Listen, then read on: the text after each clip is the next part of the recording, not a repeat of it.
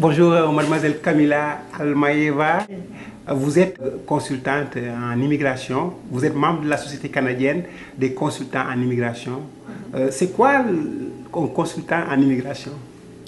Le consultant en migration, il ne faut pas vraiment comparaître avec un avocat. L'avocat, c'est différent entre l'avocat en migration et le consultant. Le consultant, il donne les conseils aux ses clients.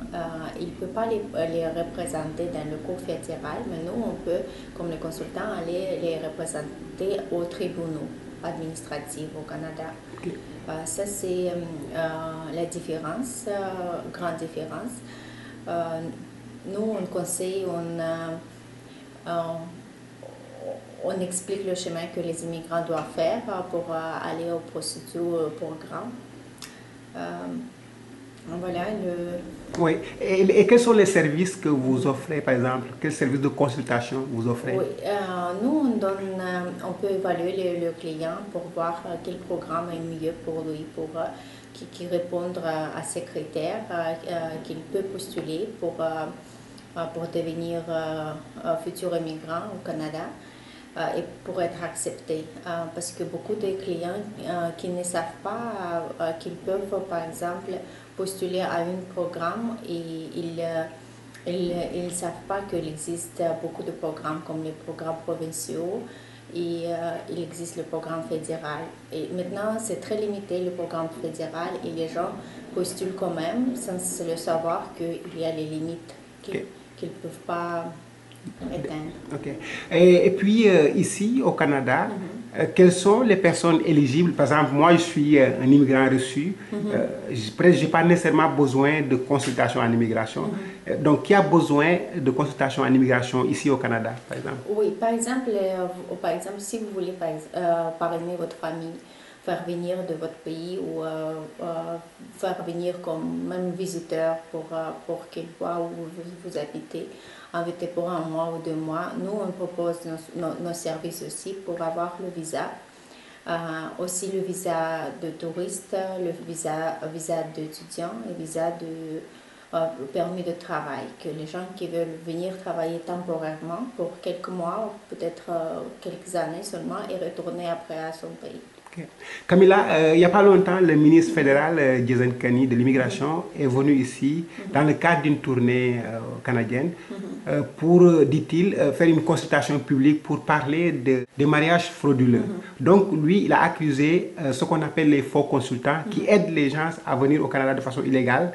Est-ce que la société canadienne des consultants en immigration dont vous êtes membre est au courant de ça? Oui, je pense que la société des consultants en immigration sont au courant que ça existe et on nous appelle eux aussi les agents fantômes qui travaillent sans licence et parfois ils conseillent vraiment les choses que c'est pas légal à faire. Parfois, j'ai les clients qui viennent après ces gens-là et ils me demandent voici ce que m'ont proposé, est-ce que vous pouvez faire ça? Et nous, on sait que c'est pas légal et on les explique le processus qu'ils peuvent faire légalement et comment devenir vraiment l'immigrant reçu ici légalement, que par exemple, il n'a pas assez de points pour immigrer. Qu'est-ce qu'il faut faire pour avoir ces points-là? Et comme ça, peut-être ça prend du temps, peut-être un an.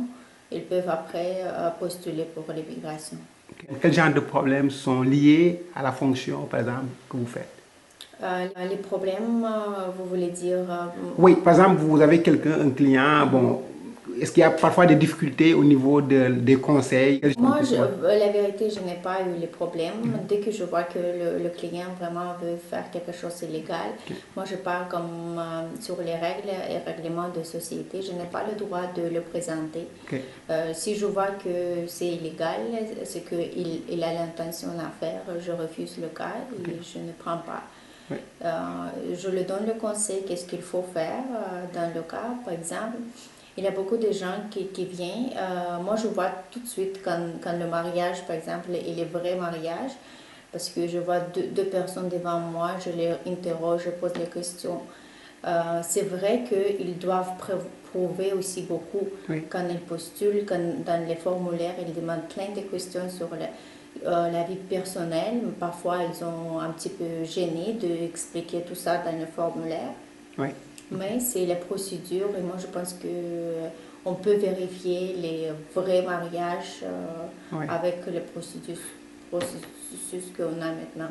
Est-ce que vous avez eu des cas de personnes qui sont venues et puis qui n'étaient pas n'étaient pas bien intentionnées, qui voulaient faire des choses illégales? Vous avez eu des cas comme ça? Non, pas vraiment. Ok. J'avais les clients qui sont venus, qui ont conseillé des autres Oui.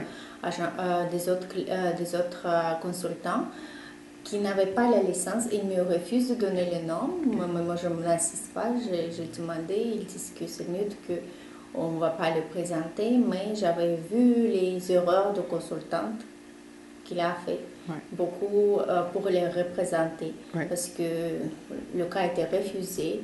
Et on voit vraiment les grosses erreurs qu'a fait le consultant. Ok. Et qu'est-ce que vous faites concrètement quand quelqu'un est éligible pour le dossier? Donc, vous préparez son dossier, vous donnez ça à un avocat ou bien qu'est-ce que vous faites concrètement? Oui, si on voit que le client a assez de points pour postuler pour devenir immigrant, on le représente, nous-mêmes, on remplit, on calcule tous les points qu'il a pour être sûr qu'il a assez de points pour postuler. Et on le représente, il faut remplir le formulaire et avec l'immigration, ministère de l'immigration au Québec ou avec les fédéraux, on a les communications pour les représenter. Ok. Mademoiselle Camilla Almaeva, merci beaucoup. De rien. Merci. Merci à vous. Merci.